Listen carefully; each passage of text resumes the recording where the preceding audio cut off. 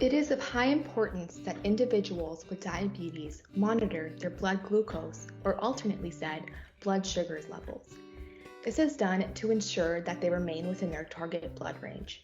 If not, they risk cases of severe high blood sugar, known as hyperglycemia, or low blood sugar levels, known as hypoglycemia.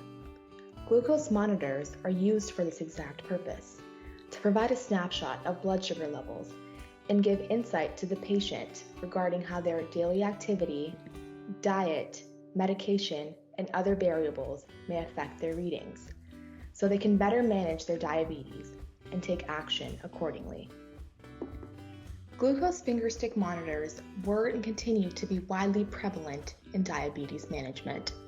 They are self-monitoring tools that require a patient to prick themselves with the lancing device in order to collect a small sample of blood that's placed on a testing strip to be read by a meter, as can be seen on the image on the slide.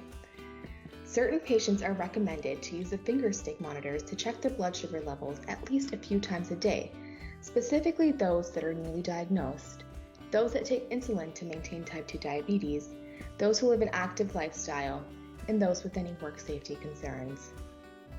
But what if you're unable to check your blood glucose levels multiple times a day because of your busy lifestyle, for instance, or you're no longer able to tell if your blood sugar is too low?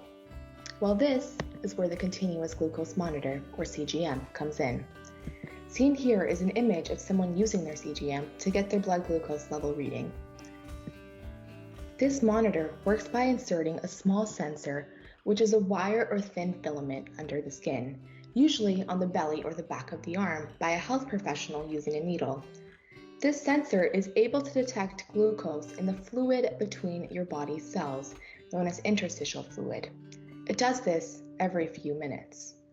It's usually wearable for up to a week, but current sensor developments of the CGM are increasing the time needed to replace the sensor. After the interstitial level of glucose is measured, another part of the continuous glucose monitor, known as the transmitter, is able to send information to the monitor. The monitor, which could be a separate device such as a smartphone or tablet, or as part of an insulin pump, displays the information from the sensor and gives a reading to the patient regarding their updated blood glucose level. The CGM is working 24/7 and often has special features that make it easy to manage diabetes symptoms.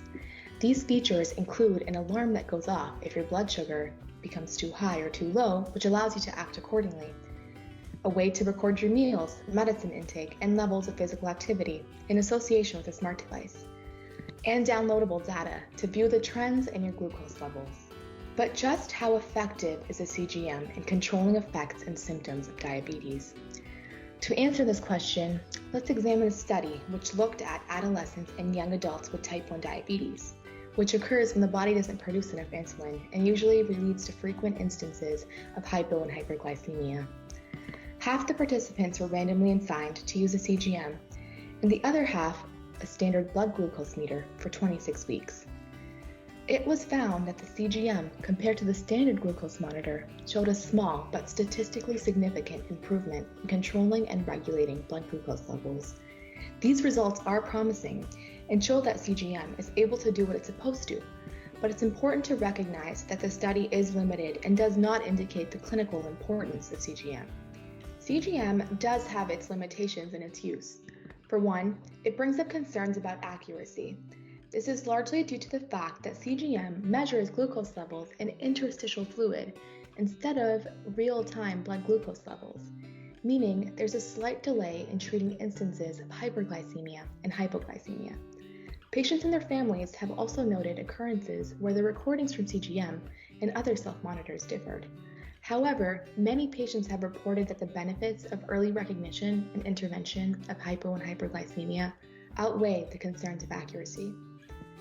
Another limitation is regarding the practicality of the CGM.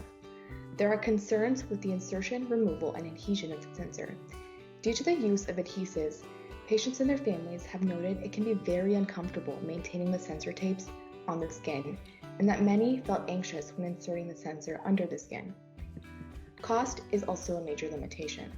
CGMs can be quite costly, as many are within the 4-figure range, not including maintenance. so investing in one can be a financial burden for many patients, specifically those with limited resources. The final limitation is in regards to the reliability of the CGM.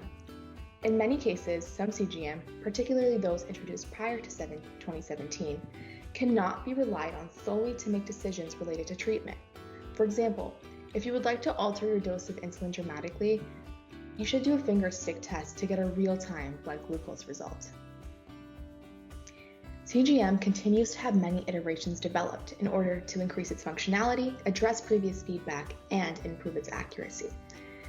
Previous major iterations developed include the factory-calibrated CGMs, which remove the need to use fingerstick monitors twice a day to calibrate the monitor, and instead increase the wear time of the sensor to up to 2 weeks. Current research and development is looking at integrating long-term sensors into the monitor, such as implantable sensors. These would remain in place for several months. One major hurdle in development thus far has been ensuring that there is not a great response from the body to this foreign material. As such, research has been heavily focused on developing coatings around the sensor that do not elicit a strong response from the body's host cells.